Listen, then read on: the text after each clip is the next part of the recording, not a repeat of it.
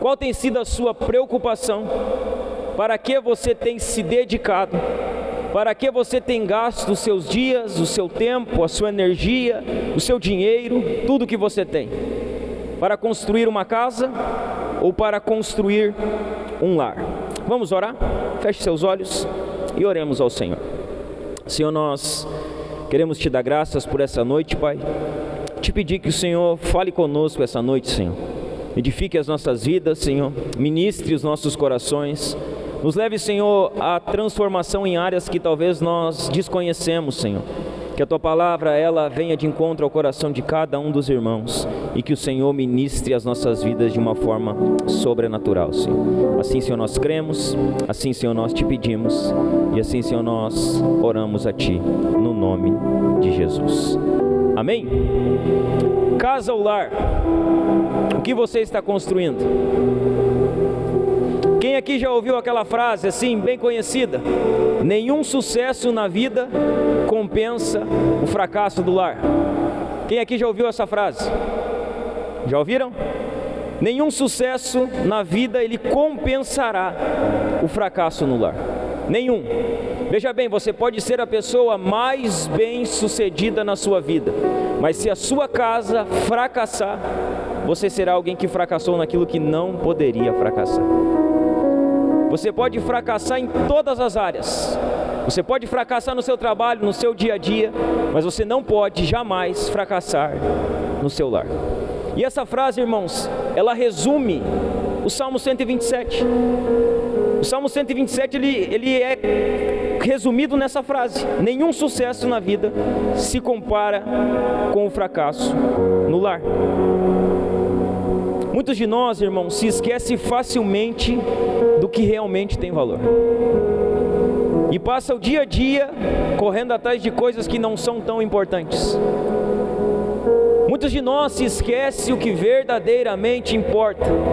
E fica num corre-corre diário, correndo atrás de tantas coisas, desejando tantas coisas, investindo a vida em tantas coisas, investindo a energia em tantas coisas, e se esquecendo daquilo que realmente importa. Quantos de nós que estamos aqui hoje, irmãos, não estamos vivendo o nosso dia no corre-corre diário? Quantos de nós não acordamos atabalhoados de manhã, chegamos cansados à noite, dormimos tarde? Quando dormimos? Quando conseguimos descansar? Nos esquecendo daquilo que verdadeiramente importa. As pessoas, irmãos, elas estão correndo diariamente atrás de coisas pouco relevantes.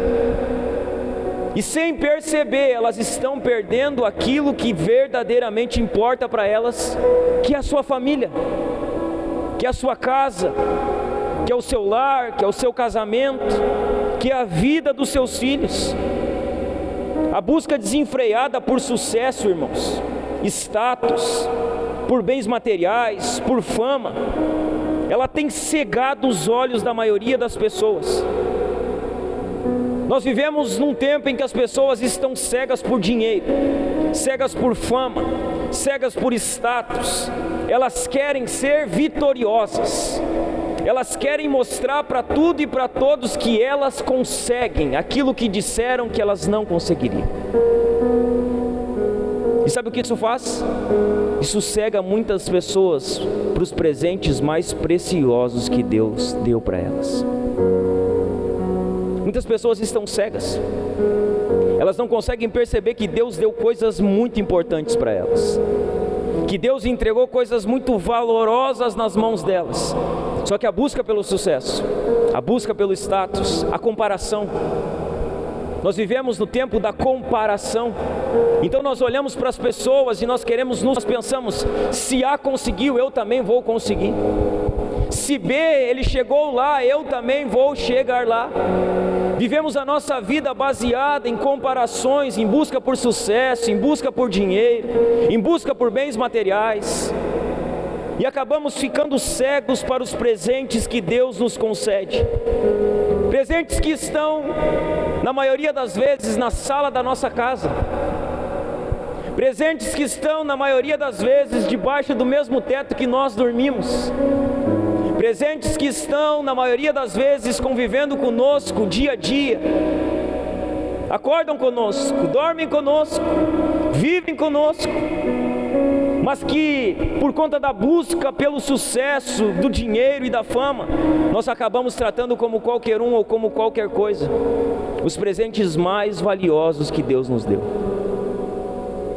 Muitas pessoas estão cegas, irmãos, e talvez você que está aqui essa noite, você está cego. Talvez você não tenha valorizado aquilo que deveria, e talvez você tenha dado um valor demasiado para aquilo que não deveria. Talvez você tenha se preocupado demais com coisas que não deveria, e não tenha se preocupado com aquilo que de fato deveria se preocupar. Talvez você tenha perdido o seu sono por aquilo que não deveria, quando deveria perder o seu sono por aquilo que verdadeiramente vale a pena. Muitas pessoas estão cegas, e eu faço duas perguntas para você. O que adianta construir casas quando falhamos na edificação de um lar? O que adianta, irmãos, nós construirmos casas, adquirirmos bens, termos uma casa luxuosa, um belo carro, um belo salário, uma bela posição, quando nós falhamos naquilo que mais importa, na edificação do nosso lar? O que adianta construir casas quando falhamos na edificação do lar? Por que trabalhar incansavelmente sem curtir o fruto do nosso trabalho na companhia dos nossos amados? De que adianta, irmãos, trabalhar e não ter tempo para desfrutar? Adquirir e não ter tempo para desfrutar com as pessoas que nós amamos, que estão ao nosso lado, que caminham conosco. Salomão vai dizer que é bênção do Senhor, irmãos, tudo que nós temos. É bênção do Senhor comer bem, é bênção do Senhor se vestir bem, é bênção do Senhor ter as coisas boas. Só que se nós não desfrutamos disso com as pessoas que nós amamos, irmãos, que valor isso tem para nós? De que adianta? Por que trabalhar incansavelmente sem curtir o fruto do nosso trabalho? O Salmo 127, irmãos, ele vai nos alertar para o perigo das prioridades invertidas. Sabe o que esse Salmo vai nos alertar? Que nós não podemos inverter as prioridades. Ele nos lembra que Deus nos presenteia com a família. Ele nos lembra que precisamos valorizar a família, cuidar bem da nossa família e depender totalmente dele. Sabe o que o Salmo vai nos ensinar? Que não podemos inverter as prioridades. Que Deus, ele nos deu uma família como um presente. Veja bem, a sua família é um presente que Deus te deu. A sua casa é um presente que Deus te deu. A sua esposa é um presente que Deus te deu. O seu esposo é um presente que Deus te deu. Você que é pai, os seus filhos, eles são um presente que Deus te deu. E sabe o que você deve fazer? Você deve cuidar bem disso que Deus entregou para você. Você deve tratar bem a sua família, cuidar bem dela, valorizar ela, dar valor para a sua casa. Você deve depender totalmente de Deus. Veja bem, não podemos fazer do trabalho um Deus, irmãos. Não podemos fazer do trabalho um Deus. Nós vivemos num tempo dos trabalhadólatras, aqueles que idolatram o trabalho. O trabalho é bênção de Deus? Já falamos isso aqui nas outras mensagens. Deus criou o trabalho. O trabalho foi feito para glorificar a Deus. O problema é quando nós pregamos algo que Deus criou para a sua glória e transformamos em um Deus. O trabalho se tornou um Deus e tem se tornado um Deus para muitas pessoas. Veja bem, irmãos, trabalhe para viver, não viva para trabalhar. Trabalhe para viver, não viva para trabalhar. A diferença é gritante entre essas duas coisas. Tem pessoas que vivem para trabalhar, e a cabeça delas é trabalho, trabalho, trabalho e trabalho. E quando a sua vida se torna só trabalho, trabalho, trabalho, o trabalho se tornou o centro da sua vida, e automaticamente ele se tornou o seu Deus. Nós deveríamos trabalhar para viver, irmãos. trabalhar para viver bem, para comer bem, para pagar as nossas contas, mas nós não podemos viver para trabalhar. A nossa vida não pode girar em torno unicamente do trabalho. Não podemos fazer do trabalho um Deus. Não podemos viver as nossas vidas apenas para trabalhar, trabalhar e trabalhar e esquecer das nossas famílias. Não podemos, irmãos.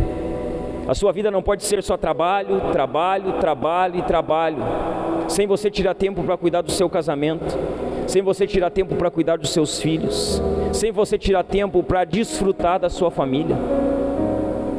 Há tempo para todas as coisas. Todas as coisas elas devem ter um lugar nas nossas vidas. O trabalho é importante, ele tem o seu lugar. O que nós não podemos é fazer do trabalho um Deus, algo que a nossa vida gira em torno dele unicamente. Os Salmos 127 e 128, se você for ler ele na sua casa, eles são chamados de salmos de peregrinação e juntos descrevem as bênçãos de uma família centrada no Senhor e na sua aliança.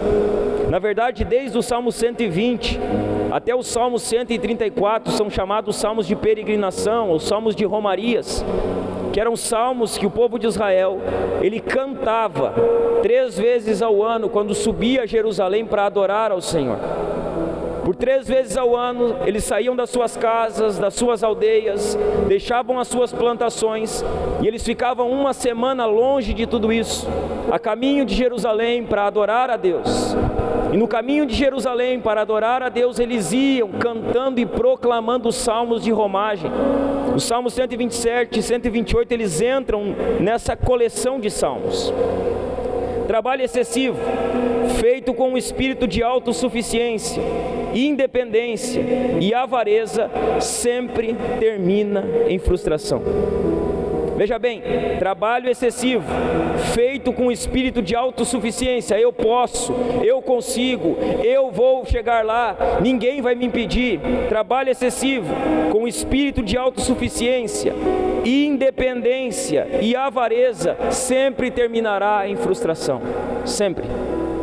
Veja bem, o caminho de pessoas autossuficientes, independentes e avarentas é frustração. Elas acabarão frustradas, elas acabarão tristes, irmãos, elas acabarão desanimadas. O caminho do avarento é frustração, o caminho daquele que quer ser independente de Deus é frustração, o caminho de todo aquele que é autossuficiente é frustração. Mas uma vida equilibrada, em que o Senhor constrói a casa e preserva seus frutos, desfruta das bênçãos dele. Veja bem, meus irmãos, esses salmos que nós lemos aqui, ele vai mostrar 2 verdades importantes, para que nós venhamos a construir um lar, e não apenas uma casa. Há 2 verdades nesse texto, que nos mostram como nós construímos um lar, e não apenas uma casa. Como nós edificamos um lar, e não apenas uma casa. A primeira verdade que nós vemos aqui, para construir um lar e não apenas uma casa, é que é inútil construir um lar na dependência própria e não na dependência do Senhor. É inútil, irmãos. A primeira verdade que esse texto vai nos mostrar, é inútil você querer construir um lar na força do seu braço. É inútil nós não desejarmos e dependermos do Senhor. Olha o que vai dizer os versos 1 e 2 do Salmo 127. Ele diz assim: se o Senhor não constrói a casa, o trabalho dos construtores é vão. Se o Senhor não protege a cidade, de nada adianta guardá-la com sentinelas. É inútil trabalhar tanto. É inútil trabalhar tanto desde a madrugada até tarde da noite e se preocupar em conseguir o alimento, pois Deus cuida de seus amados enquanto dormem. Veja bem, irmãos, para nós construirmos um lar e não apenas uma casa, nós precisamos depender do Senhor. A nossa dependência precisa estar no Senhor.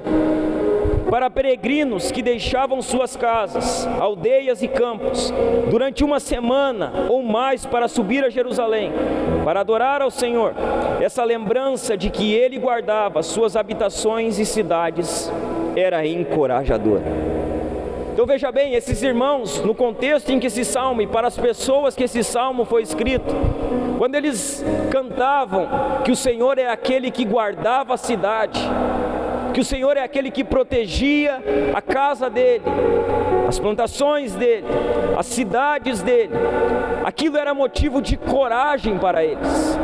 Era encorajador para aqueles irmãos saber que Deus guardava as suas habitações e as suas cidades. O salmista, ele vai aqui condenar a avareza, e a avareza que termina no menosprezo ao lar, algo que é bem comum nos dias de hoje. Sabe o que o salmista está condenando aqui? Ele está condenando ao homem avarento, a mulher avarenta, aqueles que eles negligenciam a sua casa por conta do dinheiro, aqueles que não se preocupam com o seu casamento, não se preocupam com seus filhos, não se preocupam com nada, apenas com o dinheiro. É comum no nosso tempo isso. Se eu perguntasse para você hoje, quanto tempo você tem dedicado para a sua casa? Se eu perguntasse para você hoje, quanto tempo você tem dedicado para os seus filhos? Se eu perguntasse para você hoje, quanto tempo você tem dedicado para o seu casamento? Se eu perguntasse para você hoje, quanto tempo você tem dedicado a ganhar dinheiro? Quanto tempo você tem dedicado a acumular bens? Qual a proporção que você tem dedicado à sua casa? E qual a proporção de tempo que você tem dedicado para a sua família? Talvez a grande maioria aqui me responderia: eu tenho trabalhado mais, tenho me dedicado mais ao trabalho. Eu pergunto para você, o que é mais importante para você? Seu trabalho ou sua família? O que é mais importante para você? Ganhar um salário excelente e não ver os seus filhos, não cuidar dos seus filhos, não ensinar os seus filhos? Ou ganhar um salário menor e cuidar da sua casa, cuidar dos seus filhos, ensinar os seus filhos, ter tempo com a sua família? O salmista, irmãos, ele condena a avareza, porque a avareza sempre vai levar ao menosprezo do lar. Sempre, irmãos. Sabe o que a Bíblia vai dizer? Que a avareza, que é o desejo desenfreado de ganhar dinheiro, é idolatria. A avareza sempre leva ao menosprezo do lar. E sabe o que está sendo feito hoje? Se transfere a responsabilidade. Se leva os filhos para a escola, 7 horas da manhã, 6h30, larga eles na escola. Se busca ele ou às 11h30, ou às 5h30, 6 horas da tarde. E não se preocupa mais com educação, não se preocupa mais de como eles estão. Por quê? Porque é muito mais fácil transferir a responsabilidade para o terceiro, do que nós gastarmos tempos ensinando, do que nós gastarmos tempo corrigindo, do que nós gastarmos tempo discipulando. Por que que os jovens hoje, em grande maioria, têm cedido às ideologias, aos falsos ensinos, têm negado a existência de Deus? Não por causa do que a escola tem poder para fazer isso, mas porque os pais não têm feito o que deveriam fazer. Veja bem, vou falar o que eu sempre falo aqui: ou você ensina a Bíblia para o seu filho, ou o professor da escola vai fazer ele se tornar um ateu. Ou você discipula o seu filho pela Sagrada Escritura, ou o professor da escola, ele vai ensinar o que você não quis ensinar para ele. Veja bem, ou você discipula os seus filhos, ensina eles, ou você coloca a Bíblia na mente deles, ou certamente os professores vão colocar alguma ideologia satânica na mente deles. Só que veja bem, muitas vezes pelo desejo desenfreado de se ganhar mais dinheiro, se transfere para a escola o que nós pais devemos fazer. A avareza sempre leva ao menosprezo do lar. O egoísmo, ele leva ao menosprezo de filhos. pois muitas vezes os pais se interessam mais pelo seu próprio bem-estar, pelo seu próprio prazer, pelo seu próprio divertimento e pela sua própria carreira, do que pela criação dos seus filhos. Muitos pais hoje eles se preocupam com o quê? Com bem-estar. Eu tenho que dar uma vida boa para os meus filhos. Eu te pergunto, o que é uma vida boa? Não, eu tenho que dar uma vida melhor para minha casa. Eu pergunto para você, o que é uma vida melhor? Não, mas afinal de contas, eu tenho que preparar o futuro dos meus filhos. O que é o futuro dos seus filhos? O que você está preparando para eles? Será, irmãos, que muitas vezes nós não usamos a desculpa de dar um futuro melhor para a nossa família, para negligenciar o que nós deveríamos fazer por compromisso e obrigação como homens e mulheres de Deus? Será que nós não estamos usando uma bengala para nos apoiar e fazendo os nossos filhos e a nossa casa de escudo para não assumir os nossos compromissos? Não, mas afinal de contas, pastor, eu tenho que dar um futuro melhor para os meus filhos. Sim, todos nós temos. Afinal de contas, pastor, eu tenho que dar uma condição melhor para minha esposa, uma casa melhor. Todos nós temos. A pergunta é: você está se importando com a vida espiritual deles também na mesma proporção que você está se importando com as coisas materiais? A minha pergunta é: na mesma proporção que você se esforça para dar um futuro melhor materialmente para os seus filhos, você está se esforçando para tornar ele um homem de Deus, uma mulher de Deus?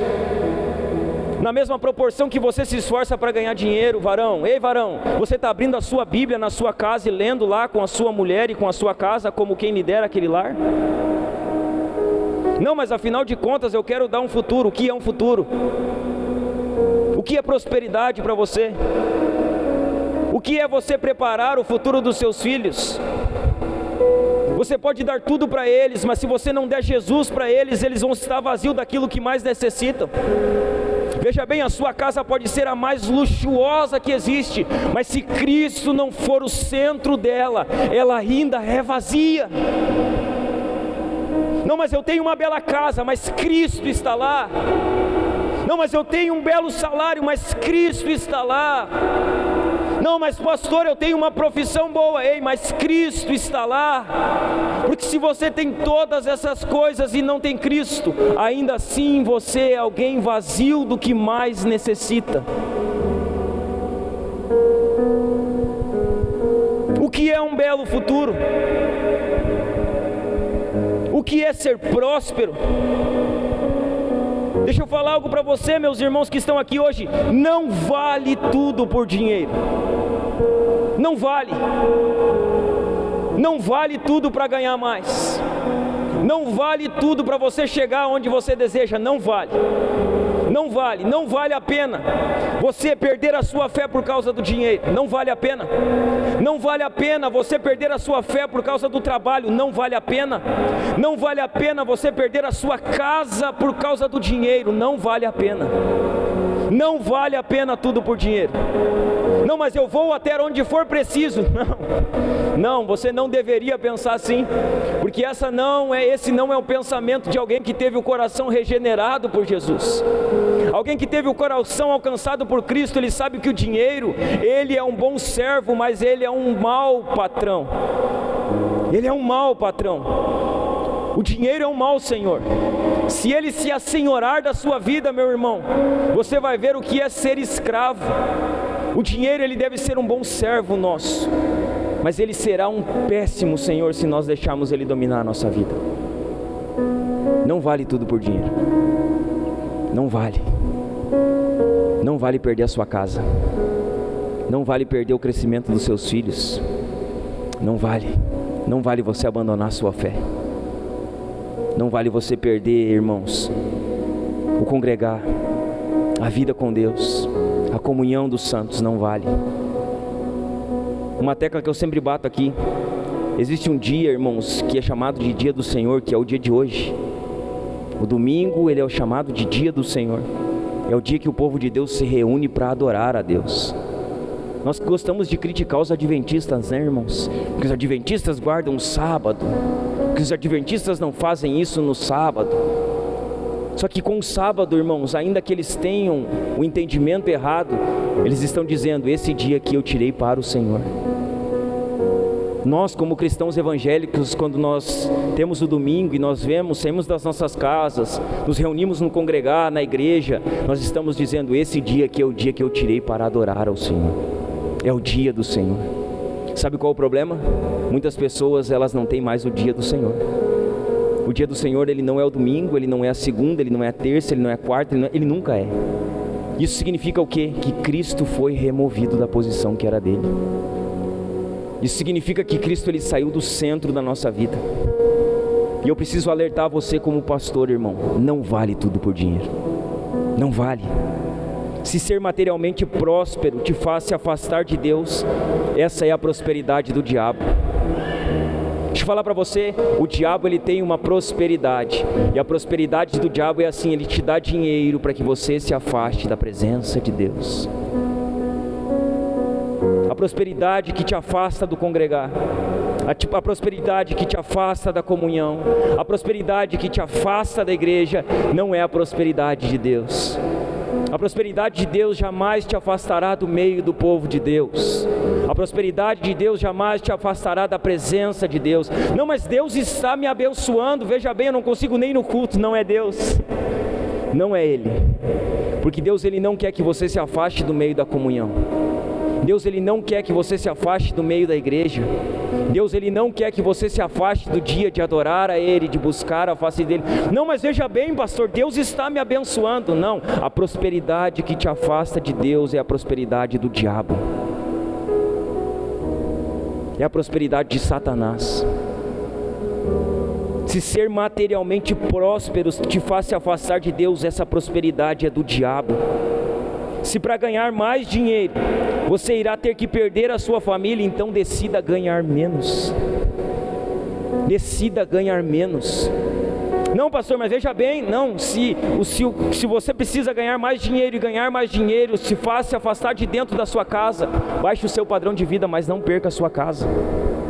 Baixe o seu padrão. Não, mas veja bem, não, baixe o padrão. É melhor você baixar o seu padrão e ganhar menos, do que você subir o seu padrão e perder aquilo que não pode perder, a sua casa. Se ganhar mais vai te fazer se afastar e perder a sua família, decida ganhar menos. Decida, irmãos. Não, pastor, tu não quer que eu ganhe um bom salário? Eu quero que você ganhe muito bem, irmão. Muito bem, para você dizimar aqui nessa igreja, para manter essa igreja, para essa igreja crescer, para a gente investir nessa igreja. Mas veja bem, se para você ganhar bem, você vai ter que perder a sua família, então eu prefiro que você ganhe menos e não perca a sua casa. Não perca a sua família. O texto, irmãos, ele vai destacar aqui 3 ocupações humanas que são inúteis sem o envolvimento do Senhor. O texto vai deixar claro 3 ocupações humanas que são inúteis sem o envolvimento do Senhor. A primeira delas, a construção é inútil. Ele vai dizer no versículo 1, a parte A: se o Senhor não constrói a casa, o trabalho dos construtores é vão, é inútil. Se o Senhor não está edificando a casa, é inútil a construção que estamos fazendo. A construção em vista aqui, ela pode ser de uma casa física, ou a própria edificação de um lar. Mas a primeira opção, ela parece ser a mais viável. O texto, ele nos traz a ideia, irmãos, de um serviço pesado, de cansaço, de fadiga, que não chega a lugar nenhum quando feito na dependência própria e não na dependência do Senhor. Então veja bem, quem aqui já se esforçou, e quando viu não saiu do lugar? Alguém aqui já passou por isso? De fazer, mas parece que eu faço tanto e eu não consigo sair do lugar. Sabe, parece que eu estou empurrando uma parede e essa parede ela não se move. Sabe o que é isso? Você deixou de depender do Senhor e foi depender da força do seu braço. Se o Senhor não edificar a casa, em vão trabalham os que edificam. É inútil. É inútil. Você pode se esforçar, você pode se dedicar, mas se você continuar olhando para você com as frases afirmativas da teologia coach, dizendo eu posso, eu consigo, eu vou chegar. Há uma força dentro de mim que vai me fazer avançar. Há um potencial escondido dentro de mim. Ninguém vai me deter. Ninguém vai me parar. Todos aqueles que falaram que eu não conseguiria, eu provarei para eles que eu chegarei lá. Sabe o que acontecerá? Você vai se esforçar, se esforçar, se esforçar, e pouco vai alcançar, porque você está dizendo: eu posso, eu consigo, eu vou chegar lá. E Deus está dizendo, Jesus ele diz em João 15: sem mim nada podeis fazer. Nada. Nada. É inútil, irmãos, a construção é inútil. Se nós não dependermos de Deus, nós não vamos chegar a lugar algum.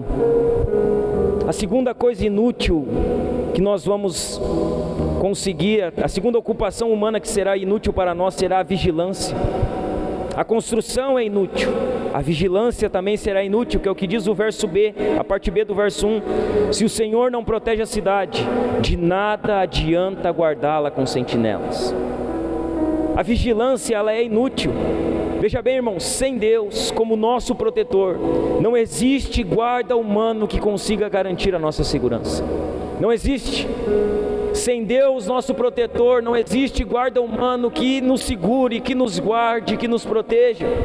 Veja bem, sistemas sofisticados de segurança, cercas elétricas, propriedades monitoradas por câmeras, carros rastreados por satélite, tudo isso, a parte do Senhor, é inútil. Veja bem, você pode ter todas essas coisas e achar que está seguro, mas se o Senhor não guardar a sua vida, se o Senhor não guardar a sua casa, se o Senhor não guardar os seus bens, você estará ainda inseguro, mesmo tendo todo o aparato de segurança que você acha legal. Não, porque temos que botar câmeras na nossa casa, temos que botar alarme, eu tenho também, já entraram lá na minha casa. Temos que botar alarmes, temos que ter uma vigilância monitorada, tudo isso bem. Antes você precisa ter Deus como protetor de tudo que você tem. Se o Senhor não for aquele que protege tudo que você tem, a sua vigilância humana será inútil. A vigilância ela é inútil. A terceira ocupação humana que é inútil, sem o envolvimento do Senhor, irmãos, é o trabalho. Olha o que vai dizer o verso 2: é inútil trabalhar tanto, desde a madrugada até tarde da noite, e se preocupar em conseguir o alimento, pois Deus cuida de seus amados enquanto dorme. O trabalho sem a dependência do Senhor, irmãos, ele é inútil. O texto bíblico nos lembra que a bênção de Deus, que é o nosso pão de cada dia, ele se mistura com o gosto amargo quando produzido em meio à ansiedade e independência própria. Veja bem, irmãos, é inútil trabalhar tanto desde a madrugada até a noite, se nós não dependermos de Deus para prover o nosso pão diário. O trabalho se torna inútil fora da dependência de Deus. Deus, irmãos, ele dá descanso e paz, e por implicação sustento aos seus filhos, que dependem dele, para realizar nele e por meio dele, o que não conseguem fazer sozinhos. Veja bem, você viu o que o texto fala ali? O texto diz: pois Deus cuida de seus amados enquanto dorme.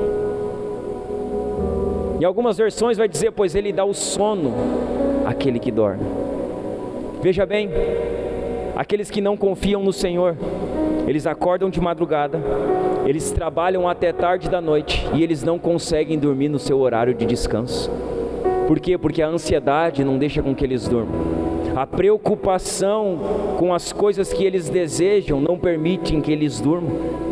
Só que ao contrário, o salmista vai dizer: mas aos seus amados, Deus ele dá a eles enquanto dormem. Aos seus amados, Deus ele permite que mesmo que eles acordem cedo e trabalhem até tarde, quando eles deitam na sua cama, o seu sono é um sono de descanso, não de preocupação, porque a confiança deles não está no seu próprio braço, A confiança deles não está na sua própria força, a confiança deles está no seu Deus. Deus, Ele dá aos seus amados enquanto dorme. Veja bem, meus irmãos, Deus, Ele quer que a paz reine em nossos lares e não o estresse. O que Deus quer que reine na sua casa? A paz. O que Deus não quer que reine no seu lar? O estresse. A minha pergunta é: o que tem reinado na sua casa? A sua casa é um ambiente de paz ou é um ambiente de estresse? A sua família é um ambiente de paz ou é um ambiente de estresse? O que tem reinado no meio da sua casa? A sua casa tem sido um ambiente de estresse, um ambiente em que a paz do Senhor habita lá. Tudo que rouba essa paz, dívidas, cobiça, indisciplina, excesso de trabalho, tudo isso deve ser afastado do lar onde Deus reina. Então você quer que o seu lar, ele não seja um ambiente de estresse, e seja um ambiente de paz? Então você começa a remover de lá, irmãos, as dívidas, porque você vai se estressar por conta das dívidas. Fazemos conta demais, ganhamos de menos para pagar as contas, e não conseguimos dormir descansados porque nos falta dinheiro para pagar as contas. Qual a solução? Gaste menos. Gaste menos e você dormirá melhor. Gaste menos. Se você gastar menos, você vai dormir melhor, certamente. Só que muitas vezes nós gastamos mais do que podemos pagar. Sabemos que não vamos alcançar, e aí nós ficamos quebrando a cabeça dia e noite, noite e dia, porque não sabemos o que fazer para pagar as contas. Então gaste menos. Remova as dívidas do seu lar. Quebra o cartão de crédito. Quebra ele. Não, mas o cartão de crédito é bom, não quebra ele. Se ele está fazendo você se empilhar em dívida, quebra ele. Porque é melhor o seu cartão de crédito quebrado e você ter paz dentro da sua casa, do que você ter um limite de 10 mil e viver estressado, brigando com a fatura, com o marido ou com a mulher, porque foi gasto tanto. Se você quer paz, remova as dívidas do seu lar, remova a cobiça, porque a maioria das dívidas que fazemos é pela cobiça. Cobiçamos o que não precisamos, gastamos o que não precisamos, e acabamos estressados por fazer e adquirir algo que não precisávamos. Você já parou para pensar que muitas das coisas que você compra, você não precisa? Você compra só porque viu e achou bonito? Você bota lá na sua casa, deixa lá, faz um boleto de 12 vezes, de 10 vezes, e fica pagando. E aí fica o estresse. Por quê? Porque cobiçou o que não precisava, comprou o que não precisava, e agora vai ter que dar um jeito de pagar uma conta que não precisava. Ah, pastor, está falando isso aí para mim porque tu nunca fez? Não, estou falando porque eu já fiz também. Estou falando porque eu já passei por isso aí também, meus irmãos. Já comprei o que não precisava, já fiz conta que não precisava, e tive que pagar conta que não precisava ter. E como é comum a você, também é comum a mim. Me estressei sem precisar me estressar. E a culpa não é do diabo, irmãos, não é do diabo. Não diz, meu Deus, o Satanás está devorando as minhas finanças. Não, o devorador é você. Você é o devorador. É você que não sabe administrar bem, sou eu que não sabe administrar bem. E aí nós queremos jogar na conta do diabo. O diabo não compra sapato, ele não compra roupa, o diabo não compra carro, irmãos, nem moto. Quem compra é nós. Nós compramos. Nós fazemos dívidas que não precisamos porque cobiçamos. Então o que nós precisamos? Remover as dívidas, remover a cobiça. Nós precisamos remover a indisciplina do nosso lar. O que nós precisamos aprender é a ser disciplinados, irmãos. É ter disciplina financeira, é saber, ganho isso, posso gastar até aqui, preciso guardar isso aqui. Se nós não formos disciplinados na nossa vida, nós vamos acabar pagando um preço alto pela nossa falta de disciplina. E aqui é em tudo. Veja bem, se você não for disciplinado financeiramente, vai dar problema. Se você não for disciplinado com a sua saúde, vai dar problema. Se você não for disciplinado com a sua fé, vai dar problema.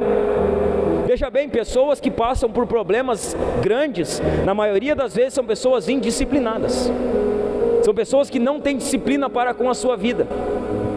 Aí nós entramos naquela, mas eu não quero cair na rotina, eu preciso sair da rotina. Não, irmãos, nós precisamos ter rotina, porque a rotina nos faz ter disciplina. Veja bem, se você não entrasse na rotina para trabalhar, você iria trabalhar todo dia? Claro que não. Mas você sabe que você tem uma rotina. Amanhã é dia de trabalho, terça é dia de trabalho. Então você sabe que você tem uma rotina. A rotina, ela é bênção de Deus, irmãos, para nós, porque a rotina vai nos levar à disciplina, e a disciplina vai trazer paz para nós. A disciplina vai nos trazer descanso. A indisciplina vai nos trazer problema. Então sabe o que você faz? Se você quer paz, remova a indisciplina do seu lar. Você quer paz do seu lar? Remova o excesso de trabalho, porque talvez você trabalha demais, porque faz conta demais. Talvez você precisa trabalhar muito, porque você faz muita conta. Então se você fizer menos conta, você vai precisar ganhar um pouco menos, porque você vai precisar pagar um pouco menos de conta. Então remova o excesso de trabalho da sua casa e da sua vida. Afaste isso do seu lar para que Deus reine ali. Veja bem, o salmista não está fazendo aqui uma apologia à preguiça, amém? A gente não está dizendo para você agora vire um preguiçoso, não trabalhe, porque provavelmente quem escreveu o Salmo 127 foi Salomão. E quando você olha para os provérbios, Salomão vai condenar a preguiça nos seus escritos. Então o salmista não está aqui fazendo apologia à preguiça, nem ao não trabalho, mas ele está advertindo contra o excesso de trabalho à custa do que é mais precioso. E nesse caso aqui, dentro do contexto da família. Veja bem, irmãos, é possível alguém gastar toda a sua energia, todo o seu tempo, todos os seus bens e abandonar a sua própria fé para construir casas lindas, ganhar muito dinheiro, ter status e ao mesmo tempo destruir o seu lar. Então veja bem, isso é possível, e isso acontece com recorrência. É possível você conseguir ter uma vida próspera financeiramente, investir toda a sua vida, o seu dinheiro, a sua energia ali e alcançar os seus sonhos. Só que esse alcançar de sonhos, ele pode custar a sua família, ele pode custar e destruir o seu lar. O segundo ponto que nós vamos ver aqui, a segunda verdade importante para ter um lar, e não apenas uma casa, para construir um lar, e não apenas uma casa, é sobre os filhos. Os filhos, eles são bênçãos do Senhor. A segunda verdade importante que nós precisamos ver e entender para construirmos um lar e não apenas uma casa é que os filhos, eles são bênção de Deus para as nossas casas e para as nossas vidas. Olha o que diz o verso 3, 4 e 5, acompanhe comigo. Olha o que vai dizer: os filhos são um presente do Senhor, uma recompensa que Ele dá. Os filhos que o homem tem em sua juventude são como flechas na mão do guerreiro. Feliz é o que tem uma aljava cheia delas, não será envergonhado quando enfrentar as portas da cidade. Eu queria que colocasse para mim a única citação que nós vamos fazer exatamente sobre esse ponto, sobre os filhos. Cassian e Demos vai dizer assim: ter e criar filhos é precioso aos olhos da Bíblia. Um dos alvos mais sublimes do casamento é ter e criar filhos para a glória de Deus. Ser esposa e mãe é um chamado nobre. Temos de continuar incentivando as mulheres que aceitam o casamento e da maternidade como um meio de glorificar a Deus e expandir o seu reino. Veja bem, toda vez que uma irmã engravida, a igreja está crescendo. Toda vez que uma mulher da congregação, ela está grávida, a igreja está crescendo. A igreja cresce por conversões de pecadores, mas a igreja também cresce quando os seus membros geram filhos e criam seus filhos para a glória de Deus. Então, façam filhos, né? Façam filhos para a glória de Deus. Ter filhos é uma bênção. A Bíblia toda ensina que os filhos são bênçãos. Deus ama as crianças, amém? Deus ama as crianças. Por isso que o diabo ataca tanto as crianças. Por isso que as ideologias atacam tanto as crianças. Por isso que a cultura cada dia mais tem pressionado as crianças. Você já parou para pensar? que a principal ênfase de ataque das ideologias no nosso tempo é contra as crianças? O ataque contra as crianças, ele é feroz, irmãos. Se você ficar a par das notícias, você vai ver que nos Estados Unidos, crianças de 2 anos, elas já têm entrado em processo de transição de gênero, e elas nem sabem ainda o que é uma transição de gênero, mas já está sendo feito um trabalho de transição de gênero com 2 anos nas crianças. Nós vemos os ataques ideológicos nas escolas para cima das crianças. As crianças, elas são atacadas continuamente pelo diabo, e isso não é hoje. Isso foi assim no Egito com o faraó, isso foi assim quando Jesus nasceu. As crianças foram mortas quando Jesus nasceu. O faraó mandou matar todos os meninos quando Moisés, o libertador, nasceu. E o que nós vemos no nosso tempo é que as ideologias, a cultura e o diabo, eles têm investido forte contra a vida das crianças. Por quê? Porque Deus ama as crianças. Deus, ele ama as crianças. Se você tem uma atitude negativa para com elas, então seu coração está em descompasso com o coração de Deus. Eu não gosto de criança, eu não quero ter filhos. Ter filhos não é bom. Veja bem, se você não gosta de criança, tem algum problema com o seu coração. O seu coração está batendo fora da batida do coração de Deus, porque Deus, ele ama as crianças. Deus, ele zela pelas crianças. E se nós temos um coração regenerado, nosso coração também deve amar as crianças. Nós também devemos amar os nossos filhos, amar ter filhos. Por isso que feminismo e cristianismo não se compactuam, irmãos. Essas duas coisas não se batem. O feminismo, ele prega o prazer sem o compromisso. Então as mulheres, elas querem fazer sexo, elas ficam grávidas e abortam os nenês, porque elas não querem ter o compromisso de criar os filhos.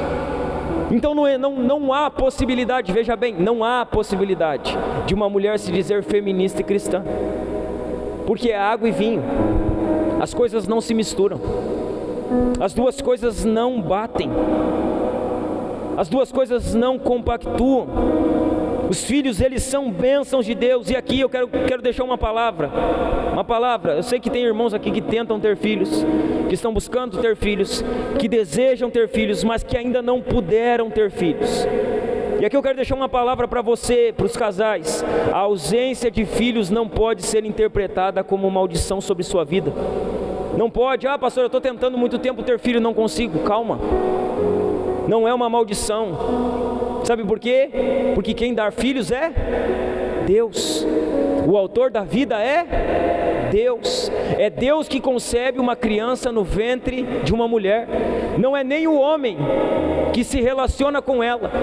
É Deus que faz com que uma criança gere dentro do ventre de uma mulher.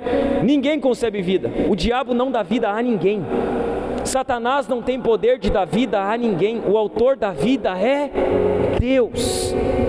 Então, se você tem tentado ter filhos, tem tido dificuldade, você não está sob maldição. Nós não entendemos os propósitos eternos de Deus. Não entendemos o que Deus quer fazer.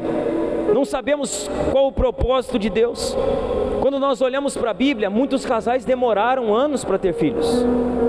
Muitos casais demoraram décadas para ter filhos. Você olha para Abraão e Sara, ela gerou idosa. Ela teve filhos na sua idade avançada, e assim foi com a maioria das crianças que seguiram a linha do Messias, os patriarcas. Foram homens que nasceram de mulheres que eram estéreis. E sabe o que a Bíblia sempre deixa clara? E Deus abriu o ventre. E Deus abriu o ventre de Ana, e Deus abriu o ventre de Sara, e Sara concebeu, e Ana concebeu. Então o que eu faço, pastor? Eu não estou conseguindo gerar, eu tenho tido dificuldades. Continue fazendo o que você deve fazer. Tente, continue tentando, continue praticando, continue desfrutando. Confie no Senhor. Confie que Deus, ele fará a obra. Confie que Deus, ele operará o milagre. Confie que Deus, no tempo dele, na hora dele, quando aprouver a ele fará acontecer. Você não está sob maldição por não conseguir gerar ainda. Enfrente essa situação com confiança no Senhor, amém? Enfrente com confiança no Senhor. Confie que Deus, Ele é o dono da sua vida e que no tempo certo Ele fará com que isso aconteça. O texto que nós lemos aqui, esses três versículos, ele nos apresenta 6 motivos porque os filhos são bênçãos do Senhor. Os filhos são bênçãos, e há 6 motivos porque eles são bênçãos. O primeiro deles, os filhos são bênçãos porque são herança, que é o que vai dizer a parte 3, na minha Bíblia diz presente, né? Mas na sua provavelmente vai dizer herança. Os filhos são um presente do Senhor. Na Bíblia, o termo herança representa força, segurança e sensação de permanência. Assim, os filhos conservam o nome da família e garantem a continuação dos valores dela. Irmãos, Deus é o autor da vida. É Ele quem dá à família, ou dela retém, a bênção dos filhos. Os filhos são nossa herança dada pelo Senhor, e não há bênção maior que a continuidade do nome familiar em descendentes piedosos. O segundo motivo porque os filhos são bênção porque são herança, são bênção porque são fruto. Alguém tem Almeida aí e pode ler para mim? Na minha tradução não fala sobre o fruto, mas eu sei que na Almeida vai falar.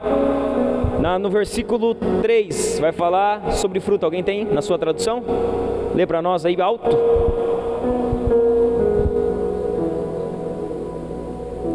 Os filhos são herança, os filhos são bênção porque são fruto. O fruto é o resultado da bênção divina nas Escrituras. Então os filhos são bênção porque são fruto, são resultado da bênção divina. Terceiro motivo porque os filhos são bênção de Deus, porque os filhos são uma recompensa. Olha o que vai dizer o verso 3 na parte B, vai dizer assim: os filhos são um presente do Senhor, uma recompensa que Ele dá. As vidas preciosas concedidas a um casal, como fruto do seu amor, são tesouros muito mais valiosos que os bens materiais. Veja bem, quem é pai aqui? Quem é pai? Estenda a mão aí para nós. Você que é pai, seu filho é o bem mais precioso que Deus entregou para você e para sua esposa. Seu filho é um bem precioso, ele tem valor. Você deve cuidar daquilo que Deus deu para você. Você deve valorizar aquilo que Deus concedeu a você como casal. Muitos hoje se desesperam com o alto custo de manter uma família, mas o que precisamos lembrar é que nossos filhos e família valem muito mais que todo investimento que fazemos neles. Então o que é comum hoje? Não, eu não vou ter muitos filhos porque afinal de contas criar filhos está caro. Está muito caro manter uma família, e é verdade, está caro. Só que veja bem, isso não é desculpa para a gente não ter filhos. O que a gente ouve hoje muito: não vou ter mais filho porque afinal de contas eu quero criar um filho só e dar tudo para ele. Só que a Bíblia não fala que nós devemos agir assim. Quem fala que você deve agir assim é a cultura. Quem fala que você não deve ter muitos filhos não é a Bíblia, porque a Bíblia vai dizer que feliz é aquele que enche as suas aljavas. Feliz é aquele que tem muitos filhos, é abençoado. Só que nós vivemos assim: não, vou ter um só aqui, tá bom, um sozinho, tá bom. Tá muito caro, é muito difícil ter filho, é muito difícil criar filho. O investimento é muito alto para ter uma família. Não, o investimento não é alto para ter uma família. A família é o maior investimento que você tem na sua vida. O bem mais precioso não é o que você gasta para ter uma família, é a família que você tem. Ter muitos filhos não é gasto, irmãos, é motivo de alegria. Nós deveríamos desejar ter mais, quem tem condições, é claro, né? Tem alguns que já estão avançados em idade, não dá mais. Mas quem não está avançado, deveria ter mais. Deveria buscar ter mais. Filhos são bênção, são recompensas, eles valem muito mais do que nós investimos nele. E um recado às mulheres: não deixe o feminismo pegar a sua mente, cooptar a sua mente, tomar a sua mente, dizer não, porque afinal de contas, se eu ter filho, o meu corpo, meu Deus, olha só o meu corpo agora, eu tenho que cuidar do meu corpo, porque se afinal de contas, se eu ter filho, o meu corpo, olha só, não, o feminismo fala isso para você: cuide do seu corpinho, para você não tenha muitos filhos, não tenha filhos para você não estragar o seu corpo. A Bíblia não diz isso. Só que o que nós precisamos ter o cuidado é que muitas vezes nós cremos naquilo que a cultura está pregando para nós, e nós não conferimos o que a Bíblia diz para nós. O que a Bíblia fala sobre filhos? O que a Bíblia fala sobre ter filhos? O que a Bíblia ensina?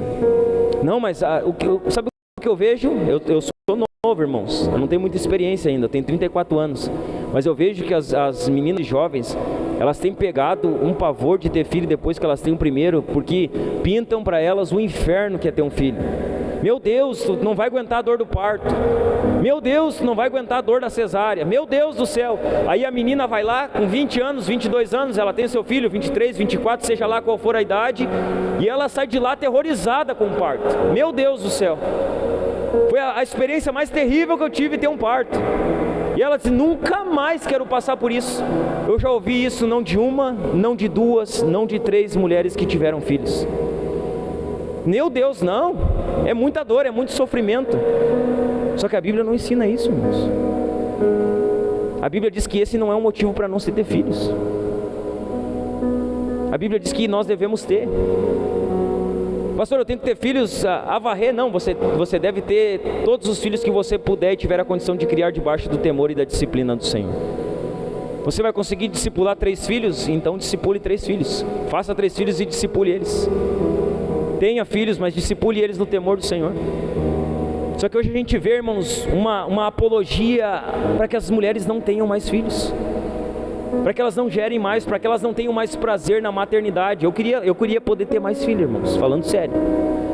Eu não posso mais ter filhos, fisicamente, por questões físicas. Mas vamos ver, daqui a pouco nós vamos adotar um, né? Adotar. Por que não? Por que não adotar? Eu não posso ter fisicamente, mas você pode. Então você não precisa adotar. Você pode fazer mais 1 ou 2. Criar eles na disciplina do Senhor. Entender que eles são uma recompensa que Deus entregou para você. O que nós não podemos deixar é com que a cultura tome a nossa mente, irmãos. Nós temos que nos voltar para as Escrituras e perguntar o que a Bíblia fala sobre filhos. O que a palavra de Deus ensina sobre ter filhos? O que Deus diz sobre a criação de filhos? O que a palavra de Deus ensina? Deus diz que nós devemos encher a nossa aljava de flechas. Então vamos encher a nossa aljava de flechas. Vamos encher a nossa casa de filhos. Veja bem, se você não tem filho, o dia que você tiver um filho, você vai ver que um filho, ele enche a sua casa. Você vai ver que 2 filhos, eles enchem ainda mais a sua casa. Que quanto mais filhos você tem, mais alegre é a sua casa. O problema é que hoje nós estamos muito quadradinho. Não, meu Deus, eu tenho minha casa aqui, se eu tiver filho vai bagunçar a sala, vai bagunçar a cozinha. Eles vão sujar o meu sofazinho que eu paguei R$2.000. Eles vão entrar com os pés em cima do meu carro e vão sujar os bancos do meu carro. Irmão, que se exploda essas coisas. Veja bem, um sofá você compra novo, a sua casa você arruma depois que os filhos bagunçam, o carro você manda para lavar, irmãos, mas nada compensa a alegria de ter a sua casa cheia de crianças e filhos à sua volta. Então não deixe, irmãos, essa cultura cooptar a sua mente. Os filhos não são um empecilho na vida de ninguém. Os filhos, eles não vão travar os seus sonhos. Meu Deus, mas se eu tiver um filho agora, meus sonhos eles vão ficar parados. Eu pergunto para você, há um sonho maior de Deus para a sua vida, que você seja uma mulher que gere filhos e crie eles para a glória de Deus? Não há. Só que os seus sonhos, eles nunca partem da Bíblia. Os seus sonhos sempre partem do seu coração caído. Você já parou para pensar que você diz assim, mas Deus realiza sonhos? Eu pergunto para você, que sonhos? Os sonhos de Deus, os sonhos que procedem da palavra de Deus, ou os seus sonhos, os seus propósitos particulares? Pastor, Deus não abençoa os meus planos? Abençoa sempre que eles estiverem de acordo com a vontade dele. O problema é que nós nunca sonhamos com o que Deus sonha. Nós sonhamos com aquilo que é bom para nós. Deus, ele quer que nós tenhamos filhos, mas nós não queremos ter filhos. Então, irmão, irmã, você que é casado aqui, pode, vai para sua casa, faz como Ana e Eucana, vai para sua casa hoje, sabe? Se deita com a sua esposa, faça filhos para a glória de Deus, crie filhos para a glória de Deus, irmãos. É bênção de Deus para a sua vida. É uma recompensa que Deus ele nos entregou, irmãos. Quarto motivo porque os filhos são bênção, porque os filhos são flechas. Olha o que vai dizer o verso 4: os filhos que o homem tem em sua juventude são como flechas na mão do guerreiro. Os filhos são flecha nas nossas mãos, irmãos. Eles são flecha nas mãos do guerreiro, nas mãos do arqueiro. Veja bem a ideia por trás dessa metáfora da flecha. Isso é uma metáfora, né? Está simbolizando algo. A ideia por trás dessa metáfora usada é o fato de que as flechas, elas precisam ser retas e direcionadas. Então o que as flechas precisam? As flechas precisam ser retas e elas precisam ser direcionadas para o alvo.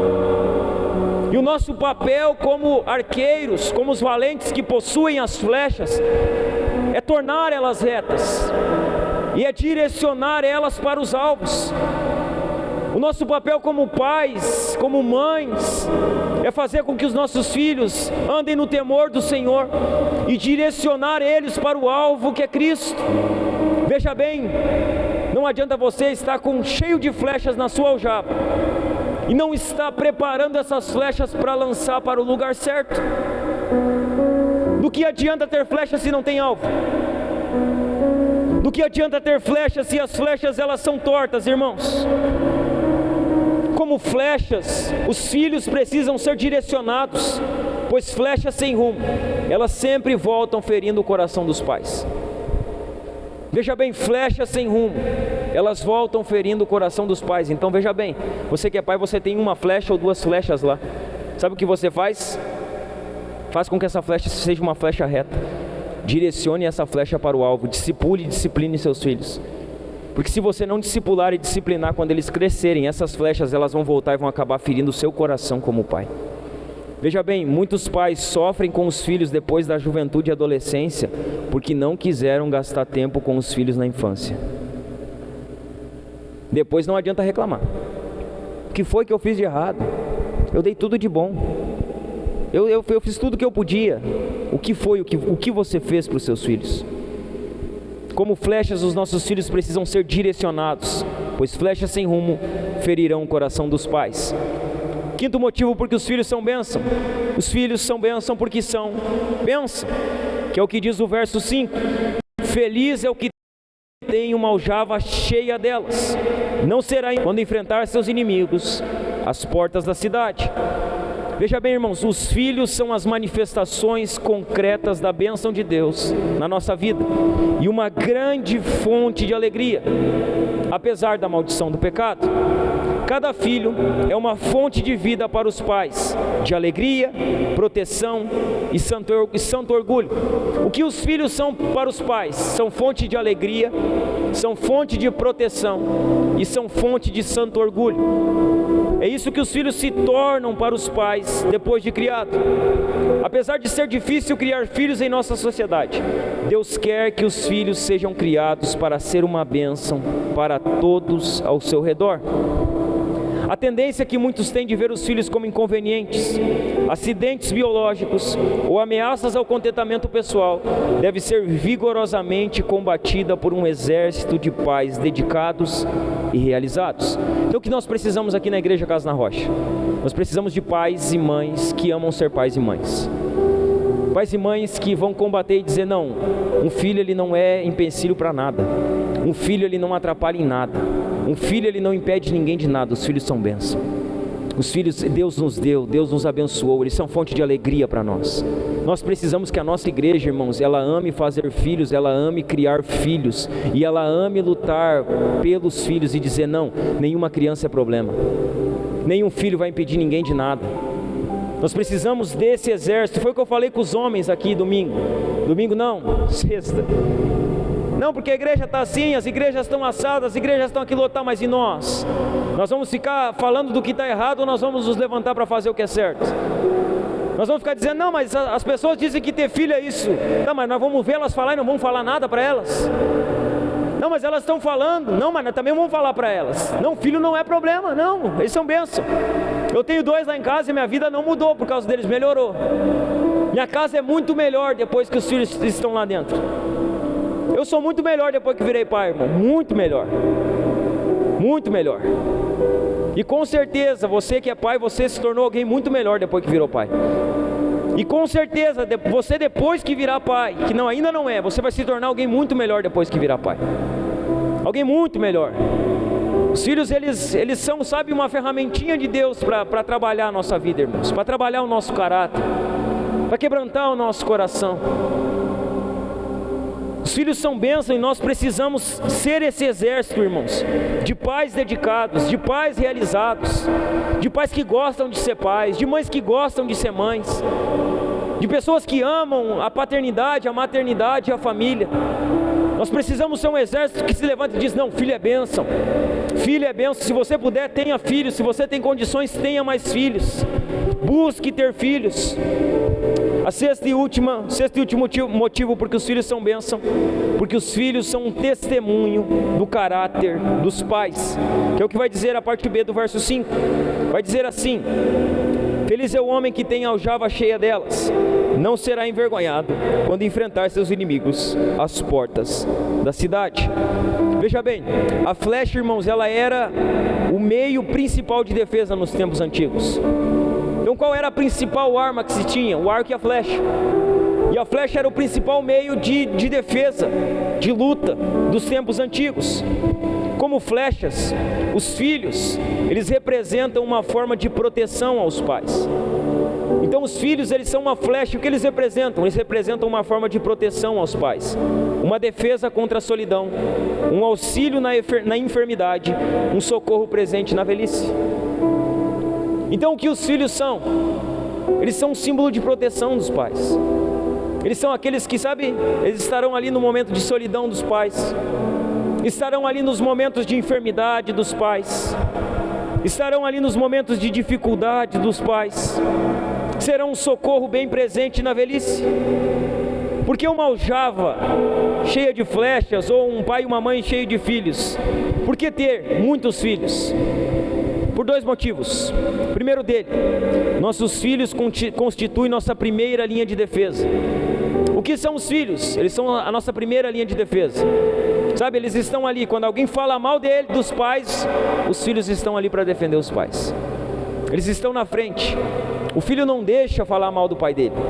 O filho não deixa falar mal da mãe dele. Os filhos são a primeira linha de defesa. Eles testemunham o caráter dos pais quando a reputação deles é atacada. Os filhos estão ali para defender, sabe? Estão falando mal, estão ferindo o caráter do pai, estão ferindo o caráter da mãe. O filho está vendo o filho vai e diz: não, não é assim. Eu conheço meu pai, eu conheço a minha mãe, eu conheço o caráter deles. Eu sei quem eles são. Eu sei que eles não fazem isso. Os filhos, eles defendem o caráter dos pais. Eles constituem a primeira linha de defesa. Nas portas da cidade, vai dizer ali, né?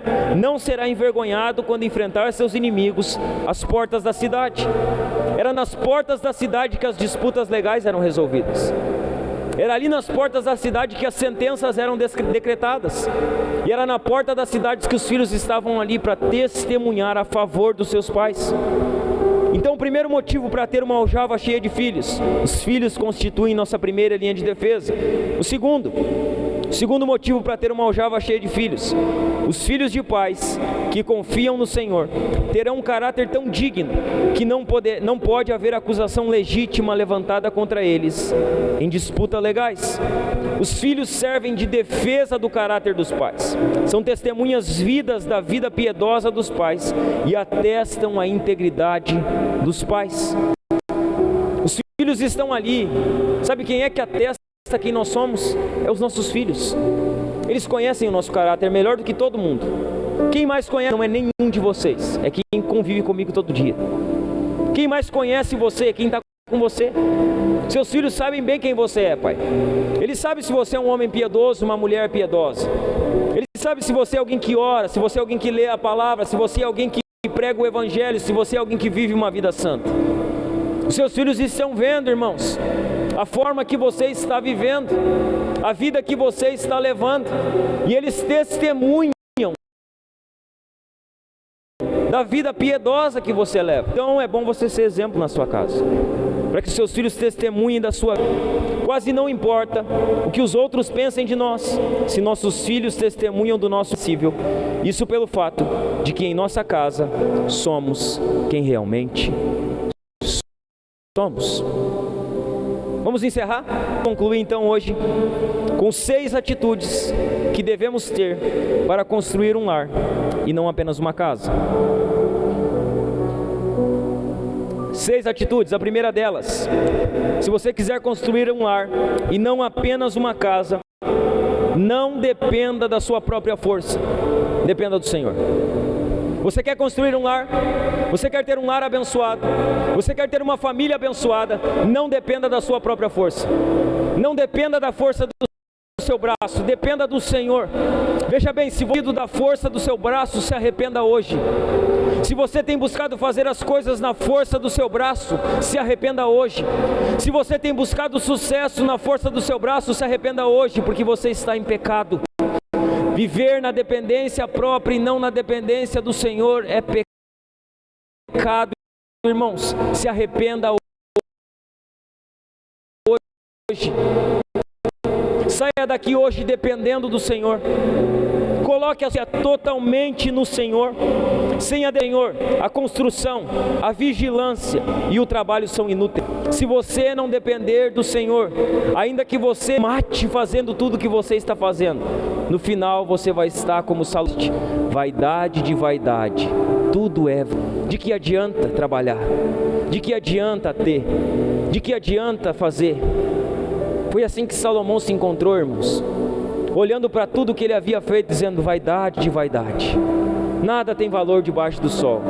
O que faz e o que não faz, eles têm o mesmo fim, todos morrem. Dependa do Senhor, irmão. Saia daqui hoje decidido: eu vou começar a depender de Deus. Eu vou colocar a minha dependência totalmente no Senhor. Até aqui eu tenho dependido da força do meu braço, até aqui eu tenho procurado fazer as coisas na minha vontade, até aqui eu tenho procurado fazer tudo do meu jeito. Dependa do Senhor. Coloque a sua dependência totalmente no Senhor. Coloque a sua confiança totalmente no Senhor.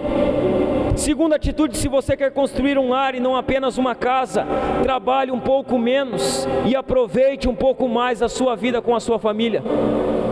Você quer construir um lar? Trabalhe menos um pouco, viva mais um pouco, conviva com seus filhos, conviva com a sua esposa, sente com os seus filhos, brinque com os seus filhos, sente com a sua esposa, converse com ela, passeie com ela.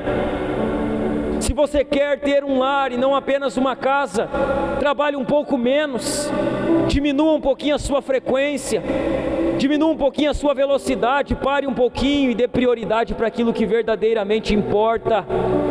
Há quanto tempo você, pai, não senta com seu filho para conversar, para brincar, para abraçar? Há quanto tempo você não senta para ler a Bíblia com ele, para ler a Bíblia com ela? Não, mas afinal de contas eu tenho que trabalhar. Não, se você quer um lar, trabalhe um pouco menos, cuide um pouco mais da sua família. Desfrute, irmãos, desfrute dos seus filhos, porque eles crescerão. E não adianta você ficar colocando toda hora na internet: meu Deus, tempo vai mais devagar, tempo corre um pouquinho mais devagar. Se o tempo que Deus está te dando para você ter com seu filho, você não está aproveitando. Não adianta Deus fazer o tempo andar mais lento, se você não está disposto a gastar tempo com seus filhos. Trabalhe um pouco menos, tire tempo com seu esposo, mulher. Tire tempo com a sua esposa. Sentem, tomem um chimarrão, conversem, saiam dar uma volta. Não, mas eu tenho que trabalhar. Não, você tem que trabalhar, mas você também tem que cuidar do seu casamento, da sua casa, da sua família. Trabalhe um pouco menos, aproveite um pouco mais a sua vida com a sua família. Terceira atitude que você deve ter para construir um lar e não apenas uma casa: reconheça que o maior tesouro que Deus lhe deu é a sua família. Reconheça: o que eu tenho de mais precioso é a minha família. Isso não pode ser um jargão, não pode ser só a frase: não, o que você tem mais de precioso? Meus filhos. Tá, e quanto tempo você está gastando com o que você tem de mais precioso? Não, o que eu tenho de mais precioso é a minha casa. Tá, mas quanto tempo você está investindo com o que você tem de mais precioso? Não, mas não, isso se tornou apenas palavra, irmão. Se tornou um jargão da igreja. Ah, o que eu tenho de mais importante é a minha família. Não investimos tempo, não gastamos tempo, não cuidamos, não oramos. E dizemos que é mais importante. Que não seja só um jargão, reconheça que o maior tesouro que Deus lhe deu é a sua família.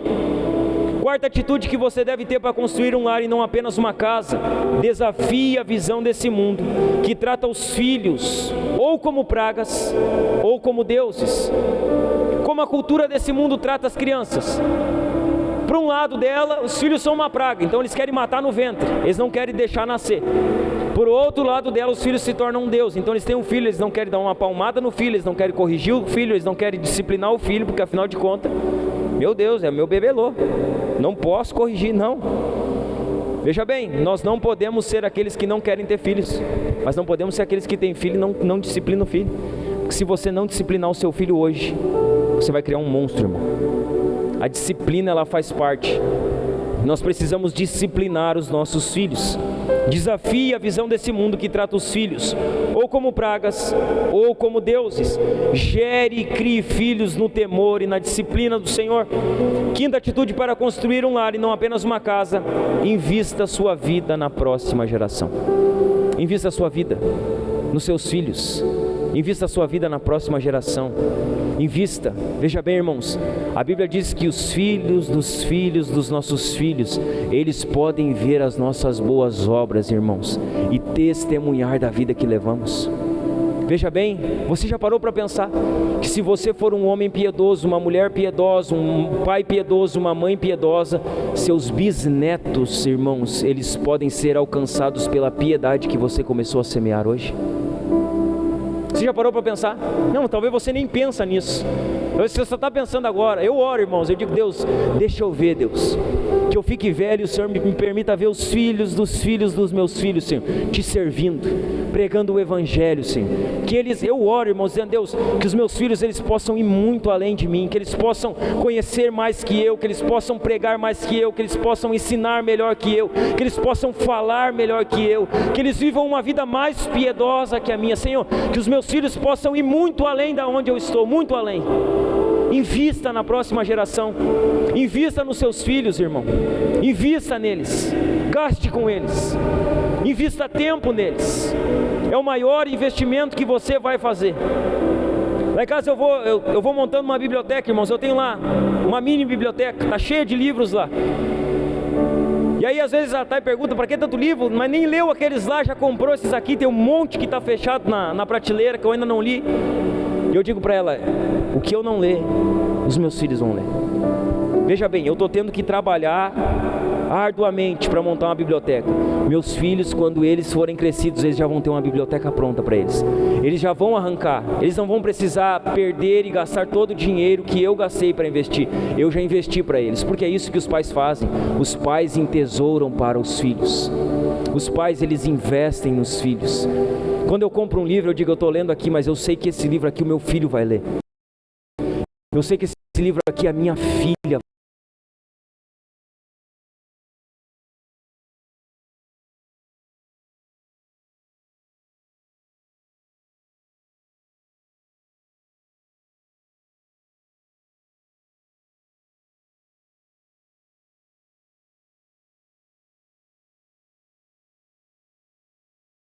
a vida da Esther, é sobre a vida dos filhos deles, é sobre a vida dos filhos deles, é sobre a vida dos meus bisnetos, que eu possa, irmão, ter a condição e a saúde, irmãos, de ver os netos dizendo: olha lá, o meu avô, ele creu em Jesus lá no ano de 2013, e porque ele creu em 2013, ele nos ensinou, os nossos pais, os nossos avós, no caminho do Senhor.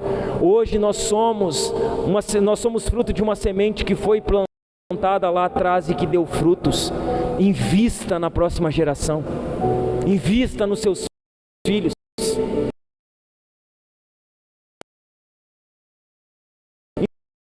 Invista nas crianças. Invista na próxima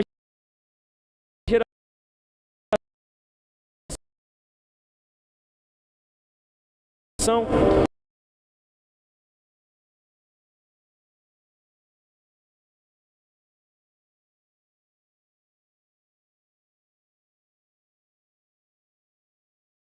adotado um dia por um Deus, irmãos, que teve misericórdia de mim, que teve graça de mim. Você é alguém que foi adotado por Deus como filho dele.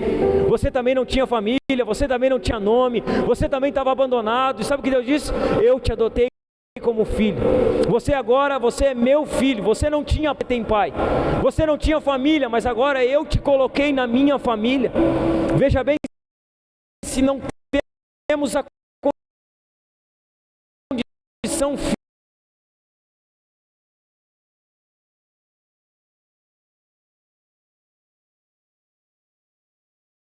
o pai ou a mãe dessa criança que está aí num asilo, num albergue, abandonado, sem cuidado, sem carinho. Estude essa possibilidade, irmãos. Considere essa possibilidade. Nós reclamamos, irmãos, muitas vezes, olha só, os homossexuais, eles estão adotando crianças porque eles não podem ter filhos. Então nós vemos homens que são casados, adotam crianças. Mulheres que são casadas com mulheres, elas adotam crianças. Está brigando, dizendo, mas como uma criança vai crescer dentro de um lar assim? O que nós estamos fazendo para que uma criança não seja criada dentro de um lar assim? Sabe por que eles estão adotando? Porque nós não estamos. Sabe por que eles estão pegando as crianças nos albergues, nos asilos? Porque os cristãos. Então sabe como nós vamos resolver esse problema? Não é batendo, é fazendo o que é certo. E o que é certo? Se nós temos a condição de adotar, vamos atrás. É burocrático? No Brasil demais. No Brasil tudo é burocrático. Mas nós temos essa possibilidade, irmão. Isso não é só para quem não tem a condição ainda ou tem tido dificuldade. Isso é para todos nós que já temos filhos, nós que não queremos mais ter todo aquele processo, todo aquele trabalho está difícil, a idade avançou, então adota um sexual, né? Já tem pastor sendo preso por isso, tem pastor preso por pregar contra isso. Logo chega a nossa vez se andar nesse trem a carruagem. Mas nós precisamos fazer isso, irmãos, estudar essa possibilidade.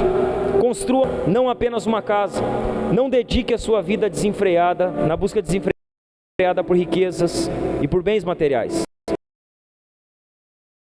Isso será desastroso para a sua casa. O sucesso compensa qualquer fracasso na vida, amém? Se você na sua casa, você é alguém bem sucedido, independente do que aconteça na casa. Agora, se você for um fracasso no seu lar, não importa onde você é bem sucedido. Você pode ser o melhor funcionário da sua empresa, um bom marido e um bom pai, você fracassou. Você pode ser a melhor, você pode ser a melhor mais capacitada, a melhor funcionária, a melhor chefe, mas se fracassou no lar como esposa e como mãe, você fracassou onde não poderia fracassar. Que nós venhamos a construir, irmãos, um lar, que nós venhamos a nos dedicar a isso, que a gente não tente apenas construir uma casa, mas que seja um lar. E a gente constrói um lar na dependência do Senhor. Por não edificar a casa, em vão trabalham os que edificam. Vamos orar?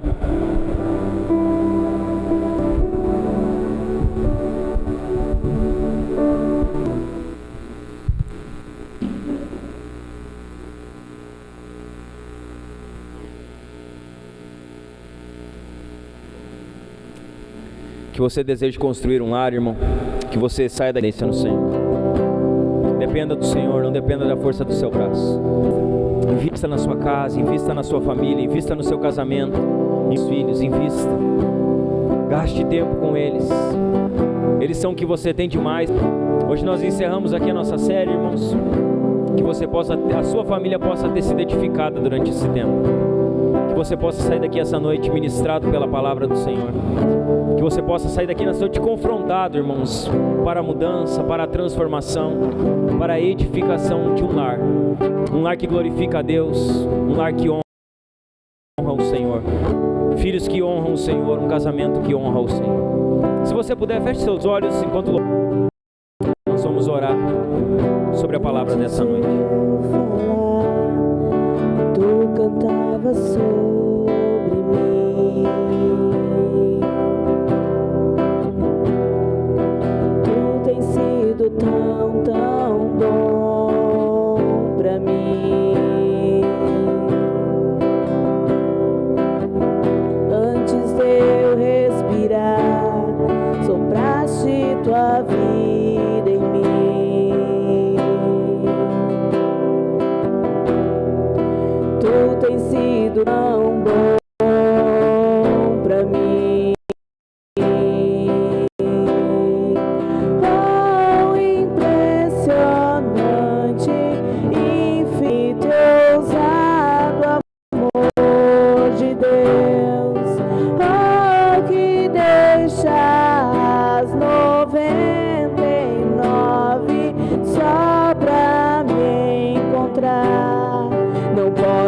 comprá-lo, nem merecê-lo, mesmo assim se entregou.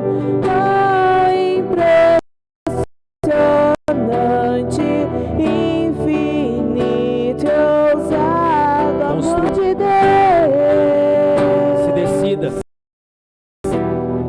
decida construir um lar. Se coloque na dependência do Senhor. Se coloque dependente totalmente do Senhor. Invista naquilo que vale a pena. Invista na sua família. Invista no maior projeto de Deus sobre essa terra, que são as famílias. Que você saia daqui essa noite disposto a colocar a sua dependência totalmente no Senhor. A construir um lar. A investir na vida dos seus filhos, na vida da sua esposa e do seu esposo. Que você busque ser um sucesso dentro da sua casa. Que a sua família ela seja verdadeiramente um sucesso. Que você não fracasse aonde não pode, que é dentro do seu lar. Que ali dentro você busque construir um lar, um legado, uma família para a glória de Jesus. Senhor, nós queremos orar sobre a Tua Palavra essa noite, Senhor. Nós queremos nos colocar, Pai, na Tua total dependência, Senhor. Sim, Senhor. Nós sabemos que se o Senhor não edificar as nossas casas, em vão trabalhamos, em vão edificamos, em vão construímos. Nós queremos Te pedir, Senhor, que o Senhor nos leve à total dependência. Que venhamos a depender de Ti, Senhor. Que nossa vida esteja firmada em Ti. Que nossa confiança esteja depositada em Ti. Que nosso coração esteja voltado para Ti, Senhor. Sim, Senhor, nós queremos orar. Que nós, daqui da Igreja Casa na Rocha, cada membro, cada família que aqui está, que venha buscar firmado em Ti, Senhor. Um afirmado na Tua Palavra. Um afirmado na Tua presença. Que o nosso desejo seja construir famílias que Te glorifiquem. Oramos, faça, Senhor, das famílias da nossa congregação, famílias fortes, famílias edificadas em Ti, famílias firmadas na rocha, Senhor. Que nós venhamos a investir na vida dos nossos filhos, que nós venhamos a investir na vida das nossas gerações futuras, Senhor. Oramos sobre isso, Jesus. Oramos que a Tua Palavra, Senhor, ela surte efeito nas nossas vidas. Oramos, Senhor, que os nossos filhos venham ser criados na disciplina do Senhor. Oramos que o Senhor conceda mais filhos, Senhor, aos casais que aqui estão, Senhor. Abençoa, Senhor, os homens, mulheres, os casamentos. Que haja, Senhor, vidas sendo geradas aqui no nosso meio. Abra o ventre de mulheres, Senhor. Conceda, Senhor, a bênção de gerar a famílias que aqui estão. A homens, mulheres, Senhor, a casamentos. Que o Senhor abençoe o ventre de mulheres aqui. Que o Senhor abra o ventre de mulheres aqui. É o Senhor quem concebe a vida. É o Senhor quem abençoa, Senhor, homens e mulheres como seus filhos. E a nossa oração é que o Senhor faça isso, Senhor. Senhor, nós não queremos ter sucesso naquilo que não vale a pena, Senhor. Nós não queremos ter fama naquilo que não vale a pena, Senhor. Nós não queremos ser bem-sucedidos naquilo que não vale a pena, Senhor. Que nós venhamos a ser bem-sucedidos nos nossos lares. Que os nossos filhos vejam o nosso caráter. Que os nossos filhos possam se espelhar na nossa vida piedosa, Senhor. Levanta aqui nessa congregação, Pai, homens e mulheres piedosos, Senhor. Homens e mulheres devotos. Levanta aqui homens e mulheres santos. Homens e mulheres que vão criar seus filhos na disciplina do Senhor, no temor do Senhor. Levanta aqui, Senhor, um verdadeiro exército que vai, Senhor, lutar contra essa cultura, que vai, Senhor, investir contra essa cultura, que vai, Senhor, declarar que filhos são bênção, que a família é um projeto do Senhor, que o Senhor é aquele que edifica os nossos lares. Sim, Senhor, faz-nos famílias com propósito. Faz-nos casamentos com propósito. Dá-nos filhos com propósito. Regenera o coração dos nossos filhos, Senhor. Que quebranta o coração dos nossos filhos, Senhor. Converte o coração dos nossos filhos a Ti, Senhor. Nós oramos essa noite, Senhor, te pedindo, abençoa as famílias, abençoa os casamentos, abençoa as crianças da nossa congregação, abençoa as crianças que estão na salinha nesse momento, Senhor. Que a Tua graça alcance a vida delas, que a Tua graça alcance o coração delas, que a Tua graça alcance o coração dos pais delas, Senhor. Faz-nos pais piedosos, pais santos, pais devotos a Ti, Senhor. Sim, ensina-nos, Pai, a construir um lar e não apenas uma casa. Nos ensina, Senhor, a dar prioridade para aquilo que é importante, Senhor. E aquilo que é importante é o nosso lar, é a nossa família, é o nosso casamento, é a vida dos nossos filhos. Senhor, nós queremos Te pedir, se nós pecamos, Senhor, em alguma área para contigo, nós queremos Te pedir, nos perdoa, Senhor. Nós nos arrependemos diante de Ti essa noite, Senhor. Nós Te pedimos perdão como pais, Te pedimos perdão como maridos, como família. Senhor, que a Tua graça venha sobre nós essa noite, Senhor. Que o Teu perdão nos alcance, Senhor. Que a Tua graça nos ensine, Senhor, a cuidar das nossas famílias, a investir nos nossos filhos e na nossa casa, Senhor. Senhor, nós queremos depender de Ti. Nós queremos depender da Tua graça, Senhor. Nós queremos ver, Senhor, os filhos dos nossos filhos Te servindo. Nós queremos ver as nossas futuras gerações Te adorando. Sim, Senhor, nós oramos, nós pedimos, abençoa as nossas futuras gerações. Que as nossas gerações sejam prósperas. Que as nossas próximas gerações, elas Te conheçam, Senhor. Elas Te adorem e elas Te sirvam para a glória do Teu nome, Senhor. Essa é a promessa que nós temos, Senhor. Nós temos a promessa de que se nós vivemos uma vida piedosa, Senhor, os nossos filhos herdarão a terra, Senhor. Os nossos filhos herdarão a terra, Senhor. E nós oramos, Senhor. No nome de Jesus, nós queremos Te agradecer por esse tempo, Senhor. Por essa série que foi aqui comunicada, Senhor. A palavra que o Senhor, através da Tua santa palavra, Senhor, comunicou ao coração dos nossos irmãos que aqui estão, Senhor. Que o Senhor nos faça uma igreja, Senhor, também com um propósito. Que as famílias que se reúnam aqui com um propósito de Te adorar, de gerar filhos semelhantes à Tua glória, ao Teu caráter e à Tua imagem, Senhor. Assim nós oramos, Senhor. Assim nós Te louvamos, Senhor. No nome de Jesus. Se você puder, querido, aplauda o Senhor Jesus bem alto.